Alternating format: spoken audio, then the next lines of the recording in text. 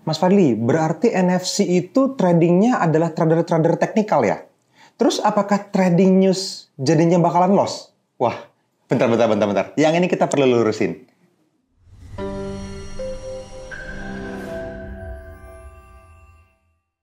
Halo teman-teman semua, ketemu lagi dengan saya Fadli. Seperti biasa, teman-teman di channel YouTube kita bersama NFC Forex TV, tempatnya trader Nusantara teredukasi. Di video kali ini saya pengen memperjelas beberapa hal yang berhubungan dengan trading news nih. Ada banyak orang yang mengira yang menurut saya kurang lurus ya. Tidak salah juga sih sebetulnya, karena faktanya ya teknik-teknik yang kita pakai cenderung lebih mudah dinilai jadi teknikal, kira-kira gitu. Nah, teman-teman, kalau kita ngomongin tentang teknik trading gitu ya, ada yang namanya teknikal, ada yang namanya fundamental gitu ya. Ada teknik trading yang, wah kita nih traders teknikal bilang gitu. Ada yang berdebat, kita nih traders yang fundamental, kira-kira seperti itu. Nah teman-teman, perdebatan ini udah panjang banget ceritanya ya.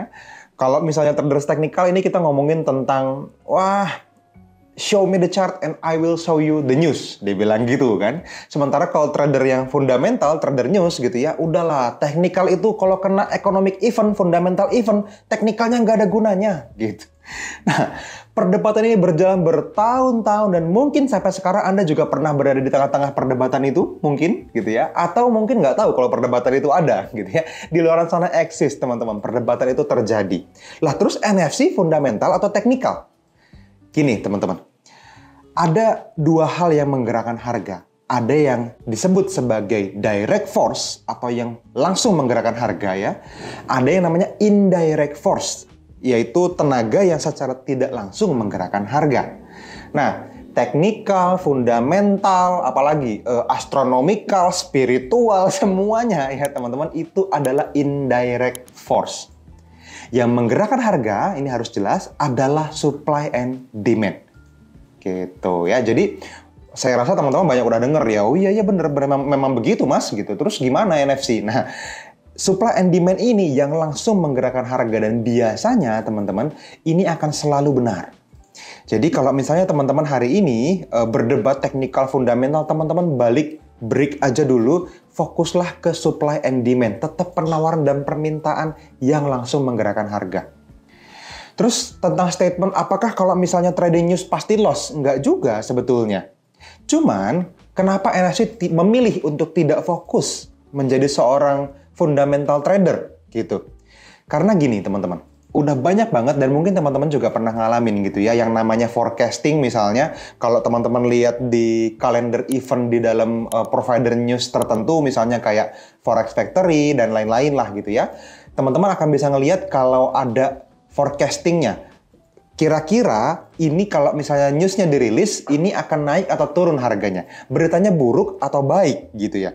Dasar berita buruk atau baik itu apakah bisa dijadikan pengambilan keputusan untuk Anda buy atau sell di mata uang yang berkaitan dengan news tersebut, kan gitu. Nah, gimana caranya keputusan perdagangan, keputusan trading itu bisa diambil berdasarkan berita buruk atau baik? Itu yang kita belum temukan jalur yang selalu tepatnya. Konsistensinya tidak bisa dijaga. Kenapa? Karena ada yang namanya real news, ada yang namanya fake news, teman-teman. News itu dirilis selalu ya mempercepat harga kemana harga seharusnya berada. Ini yang pasti terjadi. Baik itu dalam keadaan misalnya big boys di luar sana sudah buying di bawah misalnya, terus kasih good news, terus naik ke atas, terus dia taking profit karena newsnya bagus gitu. Kok bisa mas mereka beli duluan? Lah iya teman-teman, big boy di luar sana kan yang hadiri meeting. Minute meetingnya dicatat sama sekretarisnya gitu ya, teman-teman dapat di sana semuanya. Terus beberapa waktu kemudian diumumkan ke publik, baru kita reaksi gitu kan. Kita reaktif terhadap hasil newsnya. Para profesional traders, mungkin para retail traders seperti itu. Tapi bank-bank besar di luar sana, mereka punya akses yang lebih cepat terhadap news, mereka punya akses yang lebih duluan dibanding kita. Nah, ini yang membedakan kita dengan mereka. Sehingga ada banyak orang yang mungkin bisa mengambil keuntungan duluan sebelum kita ngambil. Nah, bedanya teman-teman, novice trader ini kan, atau kesalahan banyak pemula ini adalah buying after rally gitu kan. Harganya udah mulai naik, dikasih news bagus, wah waktunya buy berarti. Di saat mereka udah beli di bawah dan kita beli dari hasil taking profitnya mereka. Mereka jual-jualin di atas, kita baru ikutan beli gitu. Atau kesalahan lagi, sell after drop, udah di bawah baru di sell. Nah, ini yang kita hindarin dari news itu tersebut, teman-teman. Jadi, udah banyak nih kejadian yang forecastingnya positif, terus newsnya negatif. Gitu.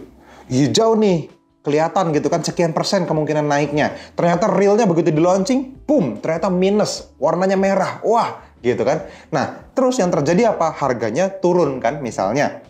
Kita mau ikutan sell, ternyata harga cuma turun sedikit, habis itu shooting up, boom, naik ke atas.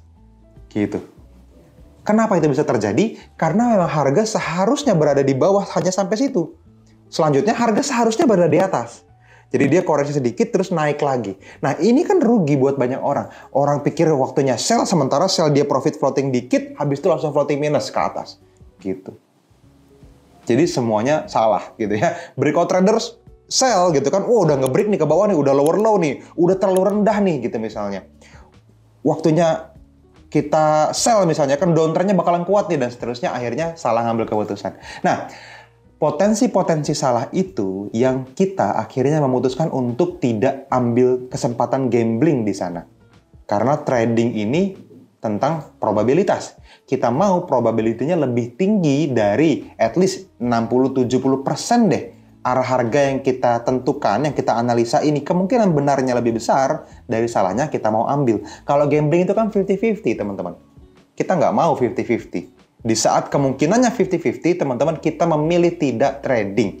Nah, itulah yang terjadi kenapa kita tidak ambil keputusan berdasarkan news. Gitu. Berarti NFC trader teknikal? Iya, nggak bisa dibilang enggak juga sih, tapi tidak sepenuhnya begitu. Kenapa? Karena fokusnya bukan tekniknya, teman-teman. Tapi kita fokus mencari jejak unfilled order yang kita sebut sebagai jejak institusi gitu ya, di mana masih ada sisa pending order dari buy atau sell dari institusi besar yang kita pakai buat transaksi. Nah, ini yang disebut sebagai direct force. Gitu.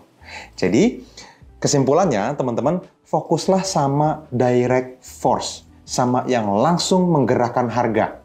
Yang namanya indikator, yang namanya news, yang namanya teknikal, itu semuanya adalah pencarian cara menuju di mana sebetulnya kumpulan unfilled order atau supply and demand berada. Tetap ujung-ujungnya ke sana. Kalau teman-teman bisa mungkin salah dengan semua hiruk pikuk yang terjadi di mana-mana, kenapa nggak ambil induknya aja? Supply and demand, gitu. Fokus sama unfilled ordernya aja. Nah, di komunitas Forex NFC kita bahas itu dari live ke live webinar, dari seminar ke seminar. Sekarang semua seminar kita udah online gitu ya. 1 Juli besok kita ada seminar online lagi. Kalau teman-teman lewat 1 Juli, ya teman-teman tanya ke tim NFC bulan Agustus kita event tanggal berapa, di mana, cara ikutannya gimana, dan seterusnya untuk belajar unfilled order atau supply and demand itu, teman-teman. Oke? Jadi berhenti deh udah debat tentang teknikal, fundamental. Apakah trading news itu harusnya bisa profit? Apakah sebenarnya ternyata loss misalnya seperti itu?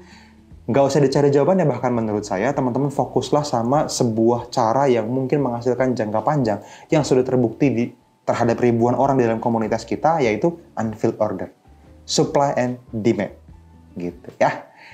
Oke, teman-teman, itu aja. Mungkin mudah-mudahan bermanfaat. Thank you sudah nonton sampai akhir. Subscribe channelnya, like videonya, dan kita akan ketemu lagi di video-video edukasi berikutnya. See you!